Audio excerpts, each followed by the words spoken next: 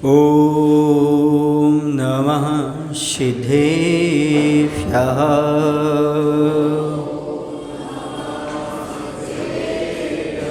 ॐ नमः सिद्धेभ्यः।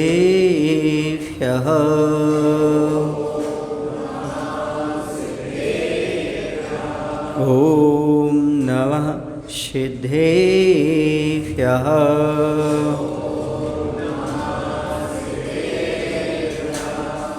कौर्णमुक्कारम् अर्हन्ताणं तहे विसिद्धाणम् आर्यवच्छायाणं लोयम्येषौ असाहुणं लोयम्येषौ साहुणम्। बोलिए अहिंसा परमो धर्म की। देवाय देव श्री आदिनाथ भगवान की। आचार्य कुंद महाराज की। आचार्य गुरुदेव भगवान श्री विद्यासागर जी महाराज की।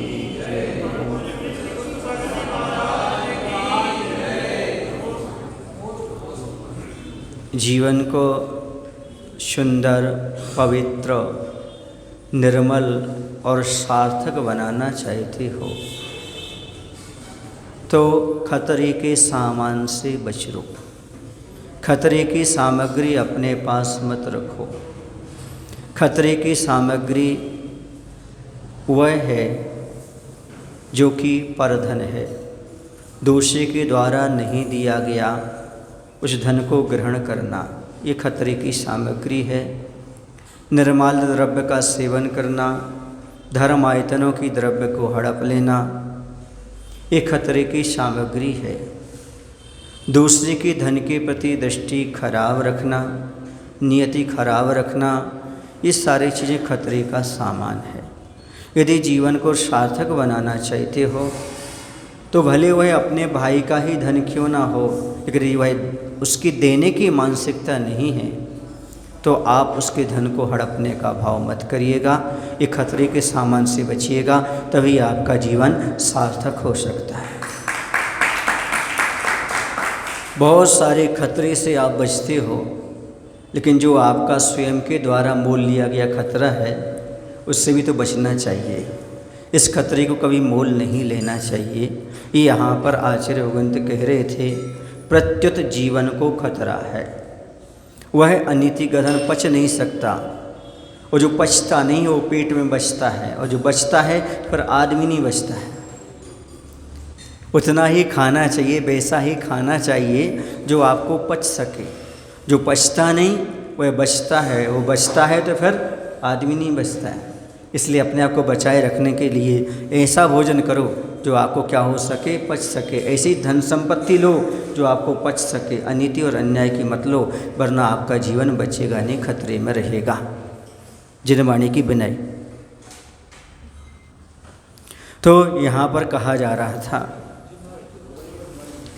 कि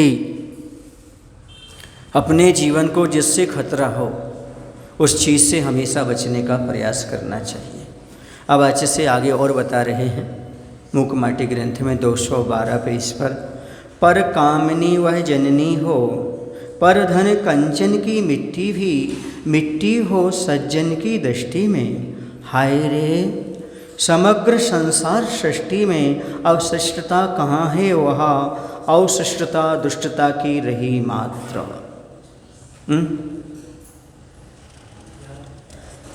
क्या पसीना बहा ऊपर का नहीं हुआ था, हो तो गया था। बाहुबल मिला है तुम करो पुरुषार्थ सही, पुरुष की पहचान करो सही। परिश्रम के बिना तुम नवनीत का गोला निगलो, भले ही कभी पचेगा नहीं, वह प्रत्युत जीवन को खतरा है। इसी का तो आगे विषय खोला है। परकामनी तो पड़ा है अभी। चलिए, तो यहाँ पर कहा जा रहा है कि परकामनी यानी पर स्त्री वह जननी हो, अर्थात वह सज्जन पुरुषों की दृष्टि में माँ के समान होना चाहिए। परधन कंचन की गिट्टी हो। परधन जो है सोना आदि है, वह उसके लिए मिट्टी के समान प्रतीत होना चाहिए, और सज्जन की दृष्टि में यही होना चाहिए। सज्जनों की नज़रों में दूसरों की स्त्री अपनी माता के समान आदरणीय होती है, तो दूसरों का धन वैभव सोने की डली भी मिट्टी के समान मूल्यहीन होती है।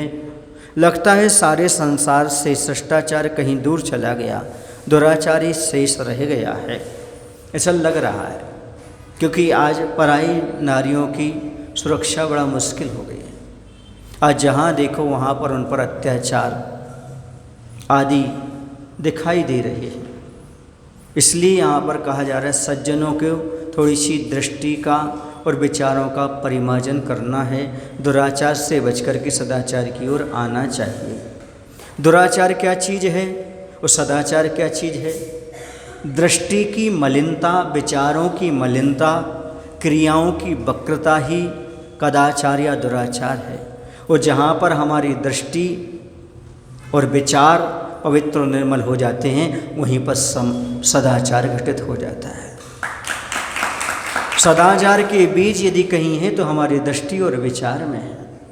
जैसी हमारी दृष्टि, जैसे हमारे विचार हो जाएंगे, वैसे हमारा आचार हो जाएगा, और जैसा आचार हो जाएगा वैसे ही हमारा समझो जीवन बन जाएगा, निर्मल हो जाएगा। इसलिए सदाचार पाना चाहते हो तो अपनी दृष्टि को और अपने मन को परिमार्जित करने का प्रयास करो। जैसे चश्मा लगाने से पहले आप चश्मा को परिमार्जित करते हैं, जैसे भोजन पानी खाने से पहले साफ सुथरा करते हो, ऐसे ही अपने मन को और आँखों को उपयोग करने से पहले उन्हें परिमार्जित कर लेना चाहिए। उनके ऊपर वासना की धूल नहीं चढ़ी होना चाहिए, लोभ की कुविचारों की धूल नहीं चढ़ी होना चाहिए। ऐसे मन को और दृष्टि को पवित्र बनाओ, तभी जीवन में सदाचार उत्पन्न हो सकता है। एक बार मैंने कहा था सदाचार किसे कहते हैं? सदाचार का ध्यान रखो, आपके जीवन में सदाचार आ जाएगा। वो चार कौन हैं जिनका ध्यान रखना है? प्रभु और गुरु, माता और पिता। इन चार का ध्यान रखो, सदाचार का ध्यान रखो, तुम्हारे जीवन में सदाचार अपने आप आ जाएगा। जो प्रभु और गुरु के अनुसार चलते हैं, जो माता पिता की कुल परंपरा को आगे बढ़ाते हैं, उनको कभी अपमानित नहीं होने देते हैं, उनके अनुसार जीवन को ढालते हैं, इन चार का जो सदा ध्यान रखते हैं, उनके जीवन में अपने आप सदाचार उत्पन्न हो जाता है। सदाचार और कहीं से नहीं लाना, इन चार से प्राप्त होता है, प्रभु से, गुरु से और माता पिता से। इन सबके पास जाने से हमारा आचरण सदाचार रूप हो जाता है, सदाचरण अपने आप प्राप्त हो जाता है। अगली बात मैं आपसे कहना चाहूँगा कि जैसा बीज होता है वैसे वृक्ष का तना होता है, जैसे तना होता है वैसी उसकी टहनियाँ होती हैं, जैसी टहनियाँ होती हैं वैसे फल होते हैं और वैसे ही फूल होते हैं। इसी प्रकार से समझो, विचार हमारे बीज हैं। जैसा विचार होगा, जैसा बीज होगा, वैसे उसका तना होगा। हमारी वाणी तना है, हमारा व्यवहार जो है वह टहनी है, और व्यवहार के बाद जो हमारी आदत है वह फूल है, और जो हमारा जीवन है वह फल है। बीज जैसा होगा वैसा फल होगा। बीज यदि बबूल का है तो परिणाम घातक है, और ये बीज आम का है तो परिणाम 100 पर कल्याणकारी है। हमें देखना है कि जैसा फल होगा, जैसा बीज होगा वैसे ही फल और फूल होगा। इसलिए हमें फल और फूल अच्छे चाहिए तो बीज अच्छे अपनाने पड़ेंगे, अर्थात जीवन अच्छा बनाना है तो विचारों को परिमार्जित करना पड़ेगा। विचार जैसे हैं समझो बीज का काम करते हैं। यदि आप चाहते हो कि हमें फल फूल खाने अच्छे मिलें तो आप बीज अच्छे बोना प्रारंभ कर दो। आपका जीवन अच्छा पवित्र निर्मल बने तो विचारों को निर्मल और पवित्र बनाना सीख लो। जिसकी दृष्टि और विचार पवित्र हैं, समझो उसका आचार और उसका जीवन अपने आप पवित्र हो जाएगा, बनाने की आवश्यकता नहीं पड़ेगी।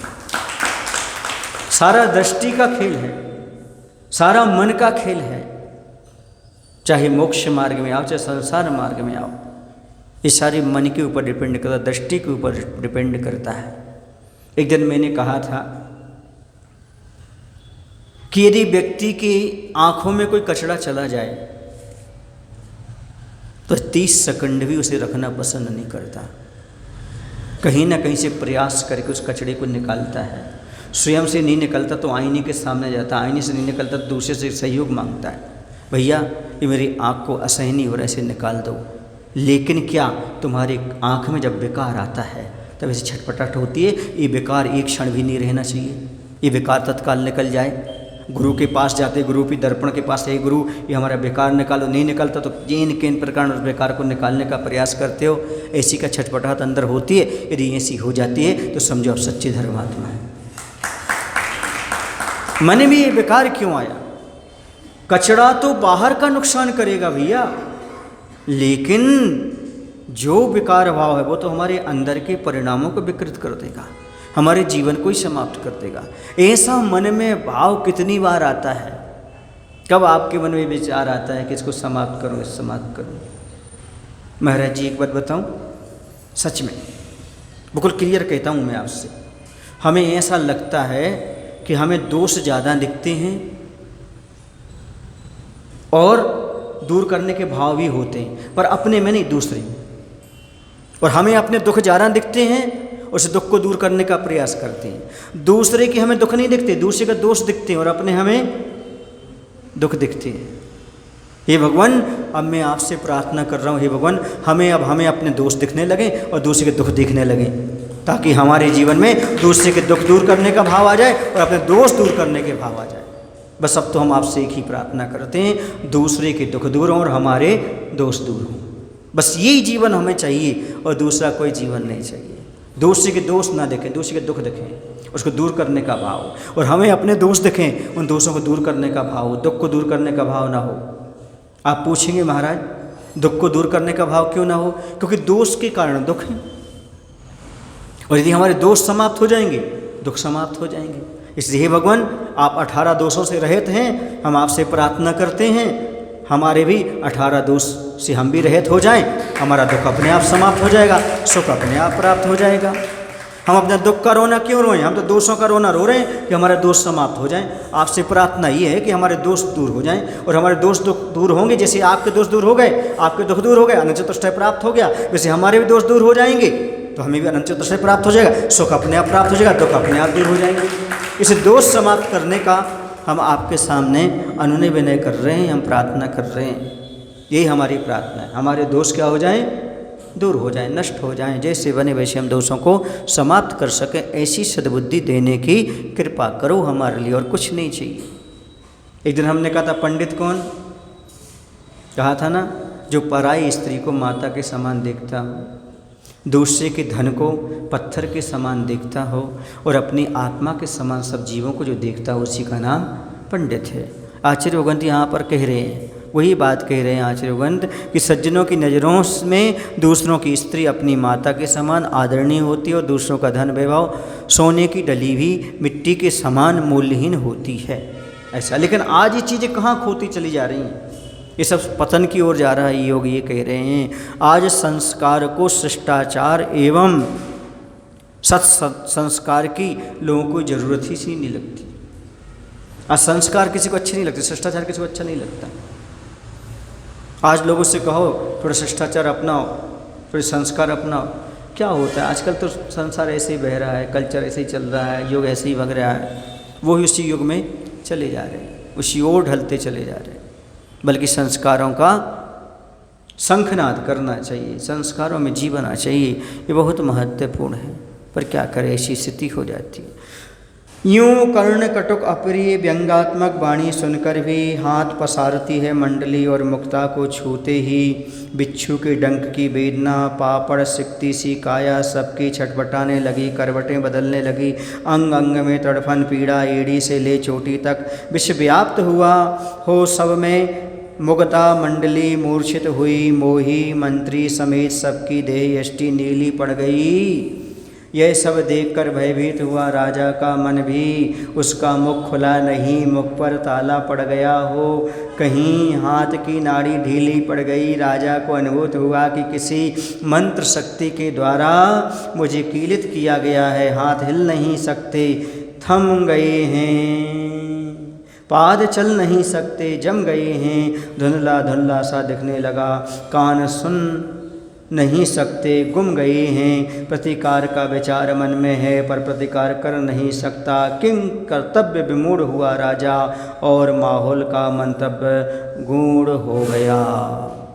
ये सारा उपदेश देने के उपरांत भी जो गर्जना ऊपर से हुई, ये सारा उपदेश मिला देवताओं के द्वारा, फिर भी एक प्रकार से लज्जा को खो करके प्रजा आदि वह व्यंग्यात्मक कटुवाणी सुन करके भी, अप्रिय वचन सुनकर भी मंडली मोती लेने झुकती है, किंतु मोतियों को हाथ लगाते ही सबके शरीर पापड़ जैसे सिकने लगे, अर्थात इतना गर्म हो गया वो मोती, लगा जैसे बिच्छू डंक मार रहा हो, अंग अंग में तड़फन होने लगी, सब धरती पर गिर पड़े, करवटें बदलने लगे सब। मतलब वहाँ पर एक प्रकार से सबको दुख उत्पन्न हुआ पराई धन को छूने से। कुछ ही देर में सबके पूरे शरीर में विष फैल गया, शरीर नीले पीले पड़ गए, मोही मंत्री सहित सारी की सारी मंडली मूर्छित हो गई। यह सब देखकर राजा भी भयभीत हो गया, चुपचाप खड़ा है। उसे लगा किसी ने उसे भी स्तंभित कर दिया हो, कीलित कर दिया हो, हाथ पैर कान मुख सब शून्य हो गए, उसके आँखों से सामने अंधेरा छाने लगा। मन में प्रतिकार का भाव होते हुए राजा किंग कर्तव्य विमूढ़ सा खड़ा रहा। मतलब कुछ ना करने की स्थिति को क्या कहते हैं, किंग कर्तव्य विमूढ़, कुछ नहीं कर पा रहा है, कुछ सोच ही नहीं पा रहा क्या करूं। ऐसा माहौल क्यों बना, कुछ समझ नहीं आ रहा, उसे समझ में नहीं आ रहा ऐसा माहौल क्यों बन गया, ऐसा क्यों हो गया, कौन आ गया जिसने सब मंडली को कीलित कर दिया है। समझ गए। अब आगे क्या होता है, जमाने का जमघट आ गया। इसी अवसर पर कुंभकार का भी आना हुआ। देखते इस दृश्य को एक साथ शिल्पी की आंखों में 3 रेखाएं खींचती हैं, विस्मित विषाद व्रति की। और शिल्पी को कैसा लगता है देखो, अब कह रहे हैं यह सब देख करके इस अवसर पर दुनिया भर का जमघट यानी मनुष्यों का जो जमघट है, जमावड़ा है, क्या कहते उसको, भीड़ भाड़, वो सारे के सारे वहाँ पर इकट्ठी हो गई। इसी समय कुंभकार का भी वापस आना हो गया, तो कहीं गया हुआ था। शिल्पी की आंखों में आश्चर्य, खेद और बैरागी तीनों भाव एक साथ झलकने लगे। उसे ये देख करके तो आश्चर्य हुआ कि मेरे आंगन में ये रत्नों की मोतियों की वर्षा कैसे। उसे दुख ये हुआ कि सारे लोगों को देख करके ये सारे मूर्छित हो गए। तीसरा बैरागी हुआ, संसारी प्राणी दूसरे के धन के पीछे ऐसा पड़ा हुआ है, ये भगवान इस संसार में कुछ भी सारभूत नहीं है। तो आश्चर्य भी हो रहा है, खेद भी हो रहा है और बैरागी भी हो रहा है। कभी कभी तो ऐसा हम लोगों को भी लगता है, दुनिया को देख करके दुख भी लगता है, कभी कभी आश्चर्य भी लगता है, ये सब कुछ देखते हुए नहीं समझ रहे। कभी कभी बैराग आता है, क्या कर सकते हैं, कौन समझा सकता है, संसार की सृष्टि है। हंसते में 2 आंसू आते हैं, तस्वीरें 2 दिखलाते हैं, रोज जनाजे उठते हैं, रोज बारातें होती हैं।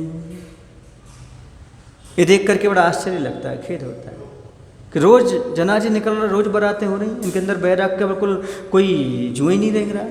इन्हें समझ में नहीं आ रहा कि संसार सृष्टि में है क्या क्या नहीं है। रोज देखते हुए भी आश्चर्य होता है।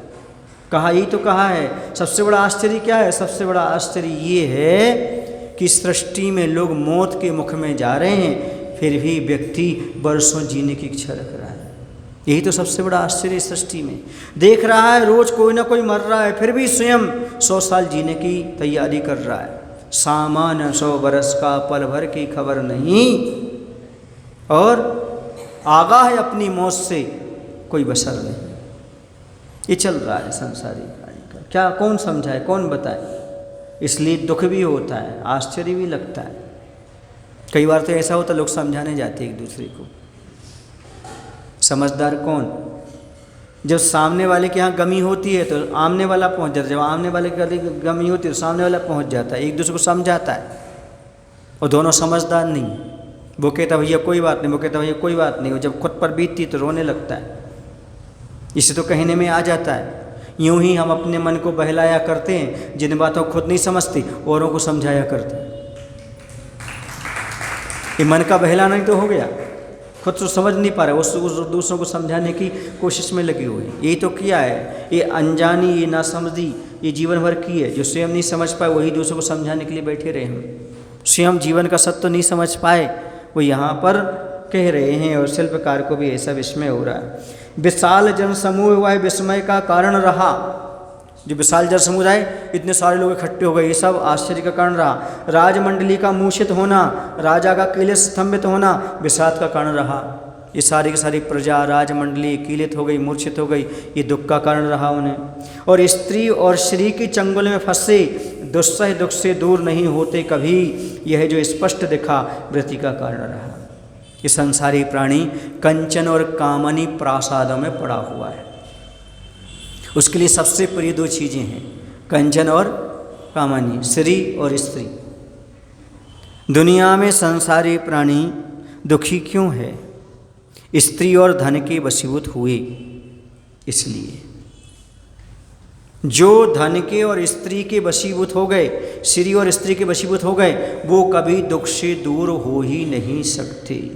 वो हमेशा दुखी उठाते रहें जहाँ भी जाएंगे, क्योंकि वह कंचन कामनी के चक्कर में पड़ गए हैं।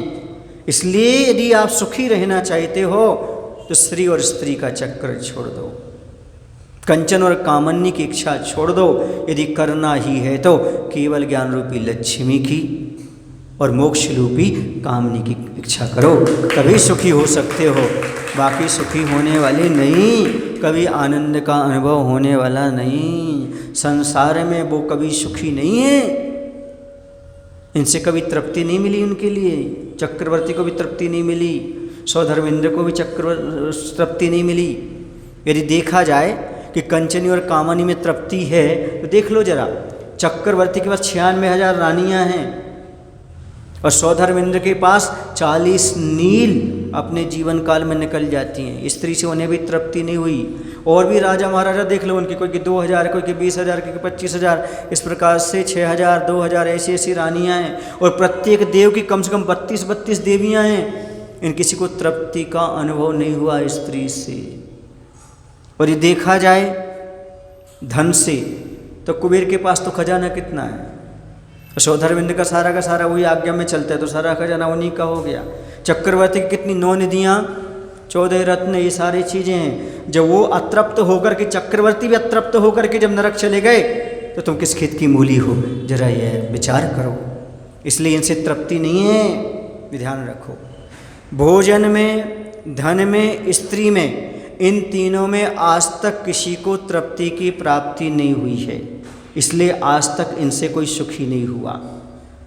फिर 2 व्यक्ति मात्र सुखी हैं, जो या तो दुनिया में तृप्त हो चुके, यानी करता है सिद्धा, सिद्ध अरहंत परमेष्ठी बन चुके, या दूसरे जो संसार में तो इन दोनों से, तीनों से विरक्त हो गए, धन से, भोजन से और स्त्री से, वही सुखी है, बाकी कोई नहीं। या तो तृप्त हो जाओ या फिर विरक्त हो जाओ। तृप्त कौन? भगवान। और विरक्त कौन? मुनिराज त्यागी वृत्ति। बाकी तो सारे दुखी हैं, जो इनसे, इनको भोगने में लगे, इनको चाहे में लगे, इनको पाने में लगे हुए हैं। पूरा का पूरा भी कथाओं में समय व्यतीत हो जाता है। स्त्री कथा, भोजन कथा, राज कथा, उसमें धन कथा भी ले लो, ये सारी कथाएं उसमें आ जाती, उसमें पूरा जीवन इसका व्यतीत हो जाता है। ये कह रहे हैं, इसलिए बड़ा दुख होता है। कहते हैं स्त्री और स्त्री की चंगुल में फंसे दुस्सह दुख से दूर नहीं होते कभी। यही तो व्यक्ति का कारण, ये तो बैराग आता है। मुनि राजों को ये देख करके बैराग आ जाता है। एक बार किसी ने आचार्य भगवंत से पूछा, आचार्य जी आपको बैराग कैसे आ गया?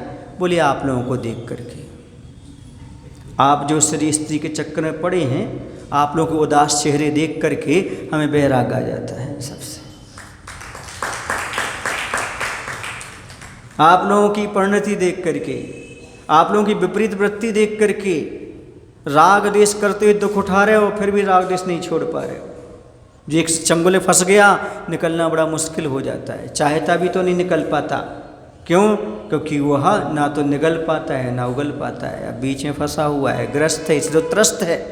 ये देख करके आचार्य भगवान कहते हैं हमें बैराग आ जाता है।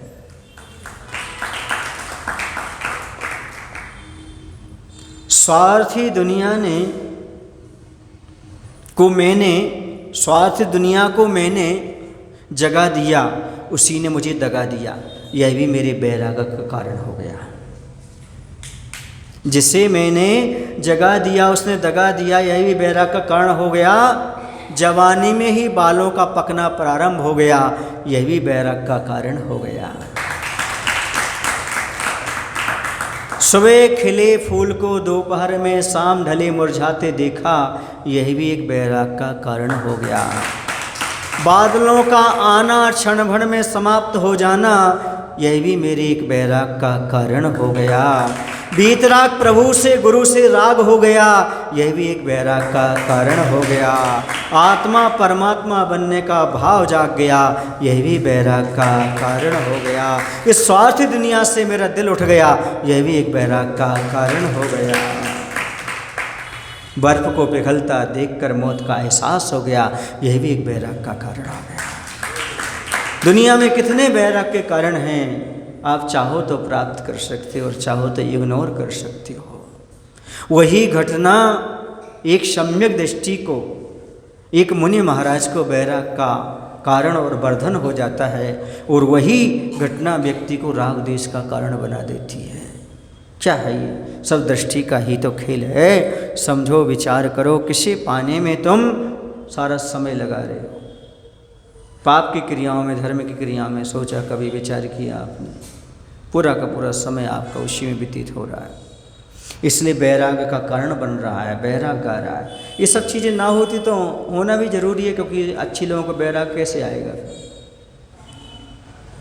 मैं तो कई बार कहता हूँ, आज भी कह देता हूँ, कि मैं संसारी प्राणी के दुख को अच्छा मानता हूँ। यदि संसार में दुख ना होता तो कोई मंदिर में ना होता। यदि संसार में दुख ना होता तो कोई किसी का ना होता। यदि संसार में दुख ना हो तो दया भाव नहीं होता। यदि संसार में दुख नहीं होता तो हम किसी के सहयोगी भी नहीं बन पाते। यदि संसार में दुख ना होता तो किसी को बैराग भी नहीं होता। फिर ना तो महाराज होते, न प्रवचन सभा लगी होती, और ना कोई दान दे रहा होता, ना कोई धर्म कर रहा होता। सब पाप में लगे होते। इसलिए अच्छा है, कम से कम ये दुख है, जीवन का श्रृंगार है, ये जीवन के श्रृंगार का काम है। दुख होना बहुत जरूरी है। देखो ना, जैसे आपके पास दुख नहीं है, मान लो आप सुखी हैं, आप तत्काल घर में जाएंगे, घर से एक चाबी उठाएंगे, गाना गाते हुए सीढ़ियों से नीचे उतर जाएंगे, लिफ्ट से नीचे उतर जाएंगे, गाड़ी में बैठेंगे, गाना लगाएंगे और मस्ती से चलते चले जाएंगे। और ये आपके अंदर दुख है पैर में, तो जैसे ही उठोगे, हे भगवान, मतलब जब आपके पास सुख था तब गाना याद आ रहा था, और जब दुख हुआ तो भगवान और भजन याद आ गया। सोचो, विचार करो, इससे दुख थोड़े से होना जरूरी है जीवन में। यदि दुख नहीं है तो जीने का कोई मतलब ही नहीं है। दुख होना बहुत जरूरी है। यदि आपके जीवन में दुख नहीं है तो समझो आप जीवन के खेल से बाहर हैं। कोई ना कोई चुनौतियाँ होना चाहिए, कोई उपसर्ग होना चाहिए, कुछ चीज़ें होना चाहिए, तभी तो जीने का आनंद आता है। रूखा रूखा जीने से क्या मतलब होता है? तब मालूम पड़ता है हम जीवन जी रहे हैं भैया। वरना तो सब्जी में जी रहा है, वैसे ही मैं सब्जी में जी रहा हूँ। क्या है? सब्जी में जी रहा है, वैसे सब्जियों में जी रहा हूँ। जैसे मैं सब्जी में जीरा रहता है, मैं भी सब्जी में जी रहा हूँ। जैसे जीरा स्वाद बढ़ाता है, वैसे मैं भी स्वाद बढ़ाता हूँ। जैसे जीरा पाचक होता है, वैसे मेरा व्यवहार भी लोगों को पच सकता है, पच जाता है। अच्छी बात है, कम से कम ऐसे भी जी लो जैसे सब्जी में जीरा रहता है, फिर भी आपका आनंद हो जाएगा। क्योंकि सब्जी में कंकड़ मत बनो, दाल में कंकड़ मत बनो, बनना है तो जीरा बनो, ताकि सबका स्वाद जायका बढ़े और पाचन, सबको आपका व्यवहार का पाचन हो सके। सब्जी में कंकड़ नहीं बनना, दाल में कंकड़ नहीं बनना है तो दाल में जीरा बनना है, क्योंकि वो जी रहा है, वही जी रहा है जो जीरे की तरह दाल में जी रहा है। संसार की दाल में, संसार की सब्जियों में जी रहा है। आप कौन है? कंकड़ के जीरा? अब वो तो भैया घर के ही जानते होंगे भैया। कुछ लोग तो आँखों में हाथ डालने लगे, आँख में आ गया क्या कीड़ा? कंकड़, समझ गए? कंकड़ और कीड़े में, वो जीरे में बहुत अंतर है। अब जब भोजन करो तो याद रख लेना, जीरा मिल जाए तो हमारी याद रखना ना। जैसे सब्जी में जीरा है, वैसे ही सब्जी में मुझे भी जीना है, मुझे जायका बढ़ाना है। आनंद बढ़ाना है, कभी कंकड़ बन कर के किसी के दांत नहीं तोड़ना है, किसी की पाचन शक्ति नहीं बिगाड़ना है, कुरकुरा को किरकिरा नहीं करना है, ये ध्यान रखना। कुंभकार को रोना आया, इस दुर्घटना का घटक प्रांगण रहा, जो स्वर्ग और अपवर्ग का कारण था आज उपसर्ग का कारण बना। मंगलमय प्रांगण में दंगल क्यों हो रहा है? कुंभकार को रोना आ गया इस दुर्घटना को देख करके। कहाँ तो मैंने निर्माण किया था, सब अच्छा किया था, और यहाँ पर ऐसी चीज़ें होने लगी। आचार्य भगवंत अपनी व्यथा यहाँ पर रख रहे हैं कि मैं तो बहुत अच्छी तरह से दीक्षित देकर के शिष्यों को तैयार करता हूँ, और जब ऐसी प्रभावना होती है, धन की वर्षा होती है, लेकिन क्या करें, कमेटी वाले, संस्था वाले पैसों की ओर ध्यान देते हैं, और वो जैसे तैसे जैसे चाहे वैसे पैसे आ जाना चाहिए ऐसी दृष्टि रखते हैं। और कभी कभी वहाँ पर भी उसी परिसर में भी कंचन कामिनी की इच्छा रख लेते हैं। ये देखकर और वैराग आता है, और ऐसा लगता है इस सृष्टि में कि वास्तव में जहाँ पर मोक्ष और स्वर्ग की बात होना चाहिए, वहाँ व्यक्ति धन पैसा रख करके नरक निगुत की बात और कर लेता है। ये दुर्घटना देख करके बड़ा दुख उत्पन्न होता है। जहाँ पर मंगलमय प्रांगण था वहाँ दंगल होने लगता है, कभी कभी धर्म के क्षेत्र पर भी लड़ाई झगड़े होने लगते हैं। ये देख करके कुंभकार को दुख हो रहा है, अर्थात गुरु विद्यासागर जी महाराज अपने दुख को यहाँ पर व्यक्त कर रहे हैं। ऐसा कभी नहीं होना चाहिए। समाज में, कमेटी आदि में ऐसे मुनि राजों को लेकर के, धन को लेकर के कभी लड़ाई झगड़े नहीं करना चाहिए। ये धन दौलत तो आती और चली जाती है, इसके कारण कभी भी किसी समाज में किसी प्रकार के उपद्रव आदि नहीं करना चाहिए, उपसर्ग आदि मुनियों पर नहीं करना चाहिए। पैसों के कारण, कमेटियों के कारण, बदलाव के कारण महाराज आ गए तो ऐसा हो गया वैसा हो गया। इसलिए मैं तो सबसे अच्छा आचार्य का सूत्र याद रखता हूँ। जब आचार्य जी ने हम दो मुनि राजाओं को बाहर भेजा था, तब एक ही बात कही थी। मैंने कहा था आचार्य जी मैं समाज में कैसे रहूँगा, तो आचार्य ने यही कहा था, समाज के वाद विवाद में मत पड़ना, अनेकांत और स्यादवाद पढ़ाना। इसलिए मैं किसी भी समिति, किसी भी कमेटी की मीटिंग में बैठते ही नहीं। ये तुम्हारी व्यवस्था है, तुम्हारा काम है, जो करना सो आशीर्वाद है। कमेटी में कौन अध्यक्ष है, कौन मंत्री है, कौन क्या है, ये तुम्हारी व्यवस्था है। हमारे सामने सब सामान्य श्रावक हैं, सामान्य गृहस्थ हैं, सेवा करते हैं, भैया वृत्ति करते हैं, बस ये सारी व्यवस्थाएं किसकी हैं? ये सामाजिक है, उनका है। इसमें महाराज कोई इंटरफियर नहीं करते। क्यों? क्योंकि जिनके सामने सौधर्म इंद्र भी नतमस्तक हो जाता है, ऐसे बेतरागी प्रभु के सामने क्या कौन लगता है? सब सेवक बनकर के सेवा करें, ऐसे भाव। और क्या धन दौलत की बात करते हो? अरे आत्मकल्याण की बात करो। चतुर्मास में कितना आया कितना गया ये मत सोचो।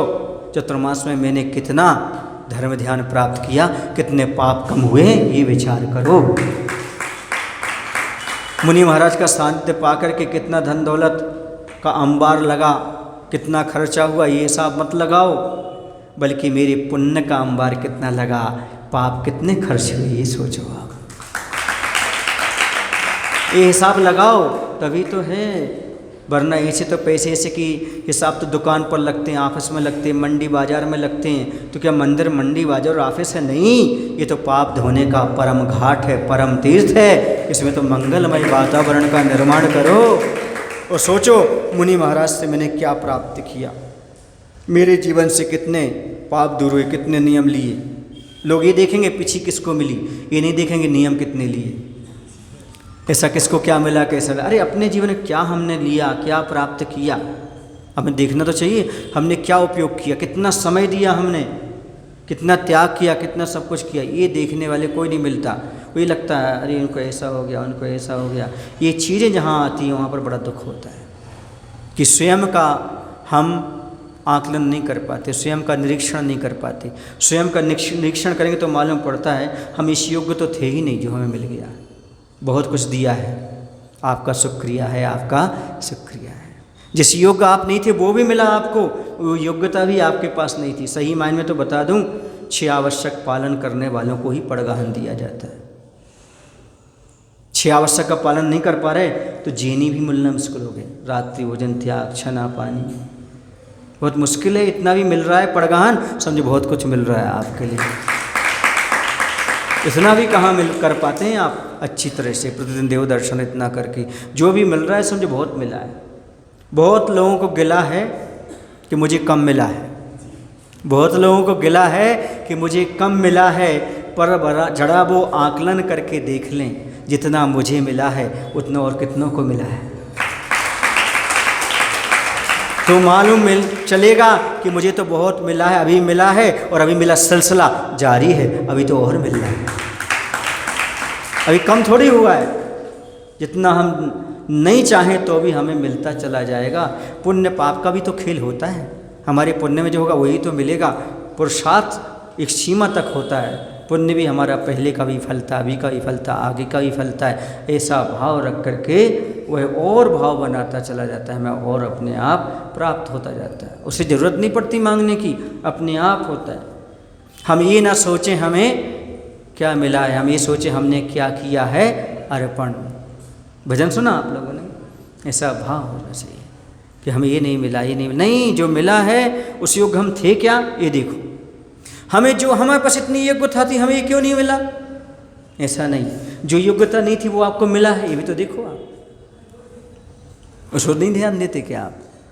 उस पर भी ध्यान दो कि ये हमारी योग्यता थी क्या, जो गुरु ने हमें दिया? नहीं थी, फिर भी दिया। हमारे पास छोटी सी योग्यता है, वो क्यों नहीं मिला? उसका रोना नहीं रोना कभी भी। ये सोचना कि हमारे लिए बहुत कुछ मिला है, ये सोच करके चलोगे तभी आप अपने जीवन में धर्म ध्यान कर पाओगे। चाहे समाज के प्रति, परिवार के प्रति, गुरु के प्रति कहीं दृष्टि रखो। ये देखो हमारे लिए योग्यता नहीं थी, फिर हमें वो अच्छा मिल गया। जो हमारी योग्यता नहीं थी वो भी मिल गया। अब आपको क्या पता आपकी कितनी योग्यता है? गुरु को तो थोड़ा बहुत मालूम होगा आपकी योग्यता क्या, उन्होंने कितना देखा, कितना लिया, कितना किया, ये सारी चीज़ें समझ आ गया। तो इस प्रकार का मंगलमय प्रांगण है। ये कौन सा प्रांगण है? मंगलमय प्रांगण है। इस मंगलमय प्रांगण को मंगलमय बनाओ। मंगलमय जीवन है, इसमें राग देश मत खोलो। कौन हो कहाँ से आए उत्तर दो, कुछ तो बोलो। ये मंगलमय जीवन है। मनुष्य पर्याय मंगलमय है, और मनुष्य पर्याय आपके लिए मंगलमय बनाने के लिए मिली थी, मनोरंजन के लिए नहीं मिली थी। तुमने ये पूरी जीवन की पर्याय मंगलमय बनाने की थी, लेकिन मनोरंजन में खो दी। आत्मरंजन में लगाओ, आत्म कल्याण में लगाओ, मंदिर में लगाओ, कल्याण में लगाओ। आचार्य कहते हैं ये मनुष्य पर्याय तुम्हारी मंगलमय हो जाएगी, सार्थक हो जाएगी। मंगलमय जीवन है। ऐसा जीवन पाने को देवता तरसते हैं भैया, वो आपको जीवन मिला है। आप क्या समझ रहे हो इस चीज़ को? बहुत दुर्लभ चीज़ आपको प्राप्त हो गई है। इनमें मत खो। तब तो रोना आ रहा है कुंभकार को। कहाँ ये पड़ गए? किस चीज़ में पड़ गए? क्या निर्माण की बात चल रही थी, कहाँ ये बटोरने पर लग गए? ये बटोरो, ये बटोरो, ये बटोरो, इकट्ठा करो। अरे प्रभु और गुरु को तो दिया जाता है, मंदिर को दिया जाता है, वहाँ इकट्ठे करने की बात ही नहीं होती। तो समर्पण का भाव होना चाहिए वहाँ। लगता है अपने पुण्य का परिपाक ही इस कार्य में निमित्त बना है। यूं 100 पर संवेदन हेतु प्रभु से निवेदन करता है कि जीवन का मुंडन ना हो, सुख शांति का मंडन हो, इनकी मूर्छा दूर हो, बाहरी भी भीतरी भी इनमें ऊर्जा का पूर हो। कुछ पलों के लिए माहौल स्पंदनहीन होता है, वह बोल बंधन लीन होता है, फिर वह मौन टूटता है ओंकार के उच्च उच्चारण के साथ। कह रहे हैं कि यहाँ पर इस सब चीज़ को देख कर के और ये अनर्थ क्यों हो रहा है, वह प्रभु से प्रार्थना करता, यूँ विचारता है। शिल्पी लगता है पूर्व पुण्य के फलस्वरूप प्रांगण में मोतियों की वर्षा हुई, और यह वर्षा ही इस उपसर्ग का कारण बनी है। ये भगवान मेरा पुण्य ही उपसर्ग का कारण है। और कई बार होता है जहाँ मुनिराज रहते, साधु संत रहते हैं, उनके पुण्य से सब चीज़ें आती हैं, पर जब कमेटी आदि में लोगों में सामंजस्य नहीं बनता तो दंगल का कारण बनता है। पर साधुओं को बड़ा दुख होता है, यदि मैं नहीं आता, ये सब इकट्ठा नहीं होता तो लड़ाई झगड़े भी नहीं होती। इसलिए आचार्य बहुत अच्छा करते हैं, जहाँ कहीं पर पंचकणक होता है ना, वो कहते हैं वो पैसा क्षेत्र पर भेज दो, ताकि यहाँ पर बचेगा ही नहीं, तो लड़ाई झगड़ा भी नहीं होगा, उसका सदुपयोग हो जाएगा। यहाँ भी पुण्य, वहाँ भी पुण्य, तीर्थ क्षेत्र में लग गया तो उसमें भी पुण्य, ये उनका उद्देश्य रहता है। यदि यहाँ पर बचा दो तो पंचकणक हो गया, फिर पंचों कल्याण कौन करेगा, बड़ा मुश्किल हो जाता है। इसे उसका सदुपयोग करने के लिए आशीर्वाद दे देते हैं, यहाँ पर भेजो, यहाँ पर भेजो, उसका उपयोग हो जाता है। समझ में आ रहा है? यहाँ भी पुण्य कमा रहा, वहाँ भी, और जहाँ लगेगा वहाँ भी वर्षों तक, हजारों वर्षों तक आपका पुण्य फलता रहेगा। ये आचार्य भगवंत की सोच है, विचार है। उनकी सोच के आगे कोई नहीं लगता, क्योंकि महान पुरुषों का अपना अलग अलग विचार होता है। इस प्रकार का कह रहे हैं। सो पर की चेतना के विकास हेतु प्रभु से प्रार्थना करता है शिल्पी, हे भगवान यह जीवन विषय कसायों के वशीभूत हो यूं ही नष्ट ना हो जाए, बल्कि सुख शांति से विभूषित हो और इन सबकी बाहरी शरीर संबंधी बेहोशी तथा भीतरी पर पदार्थों के ग्रहण की इच्छा रूपी मूर्छा शीघ्र ही दूर हो जाए। आत्म तत्व की प्राप्ति हेतु उत्साह से इनका जीवन भरा हो, इनमें शांति का संचार हो जाए। आचार्य भगवंत कह रहे हैं, कंचन और कामनी के चक्कर में पड़ने वाले व्यक्ति का कभी कल्याण नहीं होता। जो कंचन और कामनी को छोड़ लेते हैं और कल्याण पथ पर बढ़ जाते हैं, उन्हीं का कल्याण होता है। कंचन कामनी और भोजन से आज तक किसी को तृप्ति नहीं हुई, जिनको छोड़कर वृत्ति को प्राप्त हो जाते हैं वही सुखी हो जाते हैं।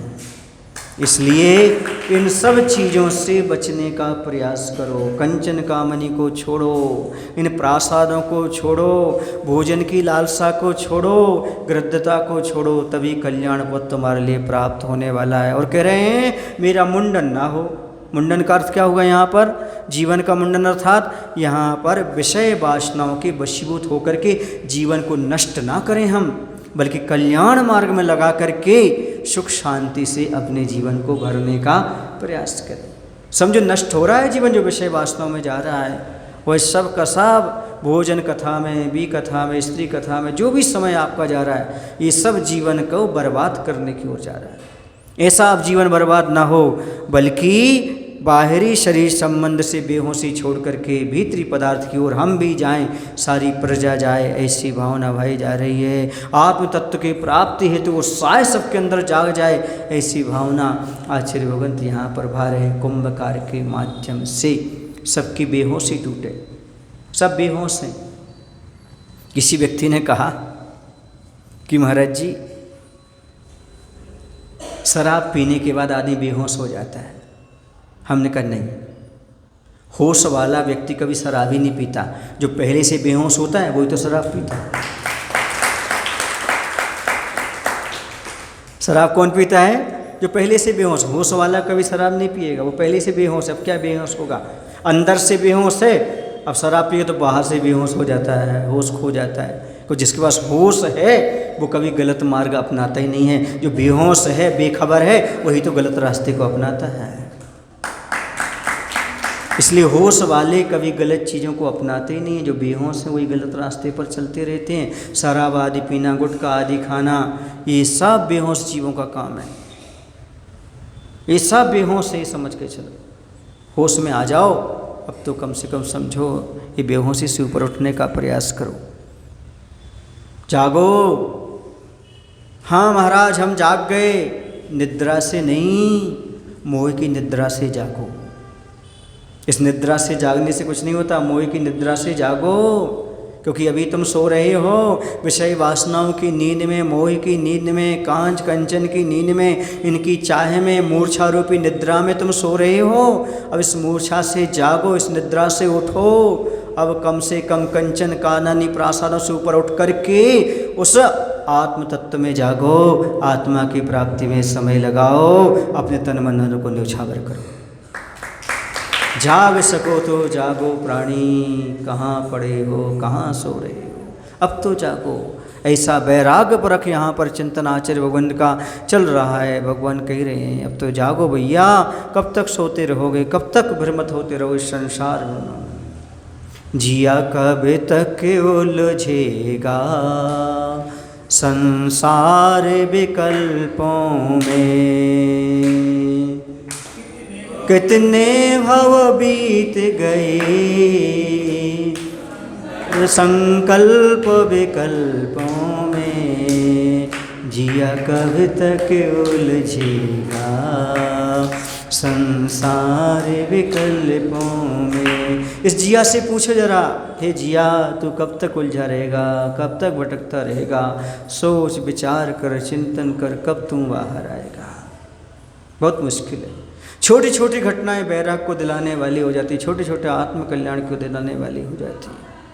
मैं तो आचार्य भगवान के चिंतन की दाद देता हूँ। जब उनको कोई चीज़ दिखाई देती है उसमें कितनी जल्दी बैराग पकड़ते हैं, कितने जल्दी अध्यात्म में ढालते हैं, कितने प्रत्येक जीव को संबोधन करते हैं। एक बार की बात है, अमरकंटक में चातुर्मास चल रहा था 2000 के लगभग का, सन 2000। उस समय ऐसा था कि चातुर्मास में बहुत कम धूप निकलती थी। वहाँ का मौसम ही ऐसा रहता है, कहीं बादल, कहीं पानी, कहीं ठंडी, इस प्रकार बनी रहती है। तो जब धूप आ गई तो आचार्य से छत पर धूप आ गई, छत पर चलते हैं। आचार्य कहते हाँ। तो छत पर गए, छत पर जाकर के तख्त पर आचार्य विराजमान हो गए, हम लोग नीचे बैठ गए। तो 4 बजे के लगभग का समय था और सूर्य अस्ताचल को ही होने वाला था। तो हमने उस समय कहा आचार्य से देखो, आचार्य को इसलिए बोल रहे थे कुछ ना कुछ उनसे मिलेगा। आचार्य मौन बैठे रहते, कुछ बोलो तो कुछ ना कुछ उनसे मिल जाता है। ये तो सब जानते हैं कि सूर्य अस्त होने वाला है। मैंने कहा देखो आचार्य जी, सूर्य अस्त होने वाला है। लोग तो यहाँ पर सनसेट देखने आते हैं, सनराइज़ देखने आते हैं। बोलिए हाँ, ये तो सब लोग देख लेते हैं, पर जीवन का सूर्य अस्त होने वाला है ये कौन देखता है? ये भी देखने आया करो, ये भी देखा करो, लोगों से कहा करो सनराइज़ तो देख लिया, सनसेट भी देखो। अपने जीवन का सूर्य कब समाप्त हो जाए, ज़िंदगी कब समाप्त हो जाए, इसका भी विचार करो, इसके बारे में चिंतन करो। कहाँ तो अपन यहाँ प्रकृति की छटा देख रहे और जैसे कहाँ प्रकृति आत्मा की छटा में पहुँच गए कि आत्मा का सम्मान करो, आयु का कोई भरोसा नहीं है, उसकी ओर भी दृष्टिपात करो। ये होते हैं बैरागियों की दृष्टि में बैराग।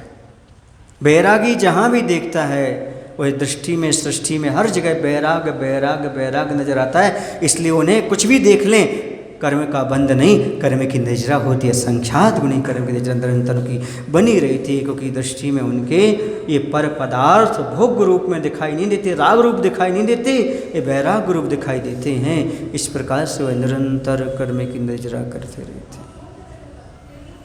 ऐसे बहुत सारे, एक और संस्मरण आपको सुना देता हूँ। विहार करते चले जा रहे थे, अब वो स्थान तो कुछ भी हो सकता है।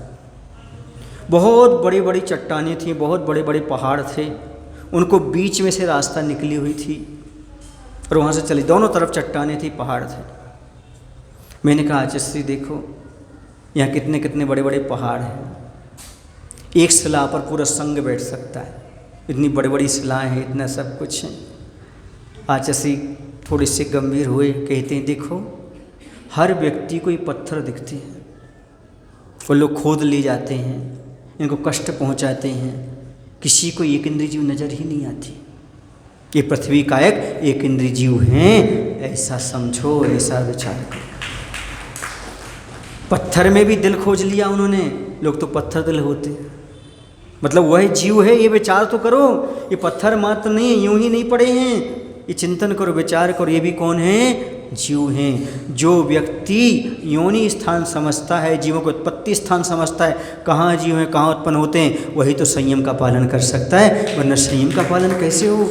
कहाँ कहाँ जीव हैं, कैसे कैसे जीव हैं, ये जीव भाव अंदर रहेगा तभी तो संयम का पालन होगा। आचार्य भगवंत यही कहना चाहते हैं, सृष्टि में हर जगह जीव तत्व का दर्शन करो, तभी संयम का पालन होगा।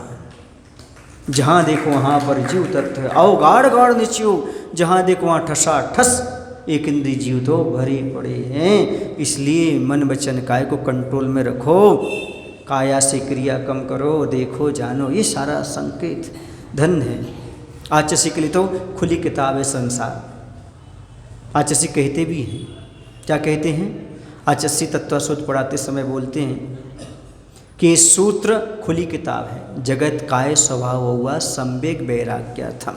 जगत के स्वभाव को देख करके संवेग पैदा करो, संवेग भाव, और शरीर को देख करके वैराग्य भाव पैदा करो। लेकिन इसमें शब्द का स्वभाव, शरीर को देखोगे राग होगा, शरीर के स्वभाव को देखोगे वैराग्य होगा, यह सूची है। और संसार को देखोगे आपके लिए संवेग भाव नहीं होगा, बल्कि उसके स्वभाव को देखो। ये संसार स्वार्थमय है, ये संसार क्षणभंगुर है, ऐसा चिंतन करो। संवेग आएगा। संवेग भाव का अर्थ है पापों से भयभीत होना। संवेग भाव का अर्थ है धर्म और धर्मात्मा से प्रीति होना। और वैराग का अर्थ है इस संसार के विषय भोगों से, शरीर संसार से वैराग हो जाना। ये कब प्राप्त होगा? आचार्य की खुली किताब है दोनों, संसार भी खुली किताब है, आंख बंद करके भी पढ़ सकते हो संसार को, और शरीर भी खुली किताब है, आंख बंद करके पढ़ सकते हो। इसके लिए ये संसार, शरीर, ये संवेग और वैराग के कारण हैं। यदि इनके स्वभाव की ओर दृष्टि डाली जाए तो ऐसा आचार्य भगवंत हम सभी मुनियों को उपदेश दे रहे हैं, समझा रहे हैं, बता रहे हैं। इसी तो कहा है सूत्र लिखने का अधिकार भी निर्ग्रंथ मुनि को होता है, उसकी टीका और अर्थ करने का अधिकार भी निर्ग्रंथों को होता है। तभी तो सही मायने बता पाएंगे वो कि आखिर ये सूत्र क्यों लिखा है, इसकी उपादेयता क्या है, इसे हमें कैसे मनन चिंतन करना चाहिए। आचार्य भगवान तो एक एक सूत्र को, एक एक गाथा को लेकर के मनन चिंतन करते रहते हैं, और वही आदत हम सब मुनियों में आ गई, हम लोग भी वही चिंतन मनन करते रहते हैं। कुछ लोग बोलते हैं महाराज जी आप लोग एक एक घंटे एक एक विषय पर एक एक टॉपिक कैसे बोल लेते हैं? ये सब आचार्य ने सिखा दिया हम लोगों को। आचार्य भी एक एक टॉपिक पर ऐसे ही चिंतन मनन करते हैं, तो वो वैसे ही आदत हमें आ गई। क्योंकि जैसे जिनके बाप मतारी वैसे ही उनके लड़का, जैसे जिनकी नदियाँ नरा वैसे उनके भर का, वे सब आते उस प्रकार से रहते हैं। गुरु महाराज जैसा चिंतन करते वैसे शिष्यों में भी आ जाता है। समझ गए? ये सब परिणाम, ये सब भाव गुरु महाराज की कृपा से अपने आप उत्पन्न होते चले जाते हैं। तो आचार्य भगवंत यही कह रहे हैं, भैया ये जीवन दुर्लभ है, कभी भी विषय वासनाओं के वशीभूत ना हो, नष्ट ना हो, सुख शांति से विभूषित हो। और जितनी भी सृष्टि पर लोग हैं ये सब मूर्छा को त्याग करें और बेहोशी को छोड़ करके अंदर आत्मा में जागृत हो सकें और सुख शांति की प्राप्ति कर सकें। ऐसी भावना के साथ आज के प्रवचन का उपसंहार करता हूँ। बोले महावीर भगवान के, आचार्य गुरुदेव भगवान श्री विद्यासागर जी महाराज की।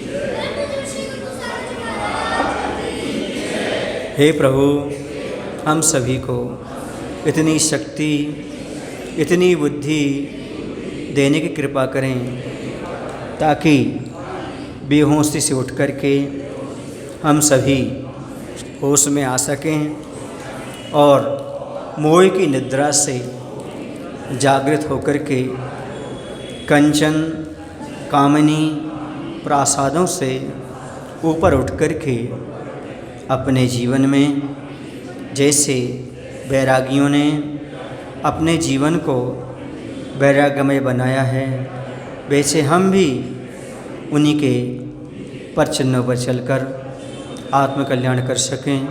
ऐसी शक्ति, ऐसी बुद्धि देने की कृपा करो। नमो शुभ, नमो शुभ।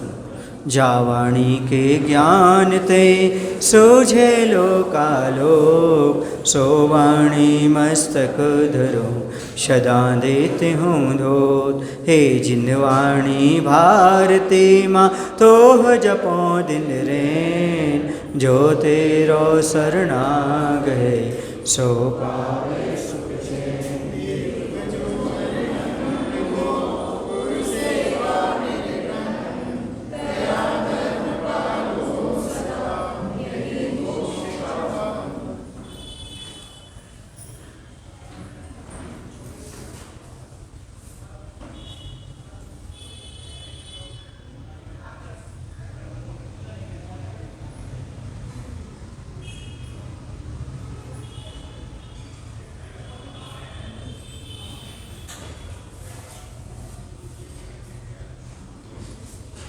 दास संजन वाणी माता की।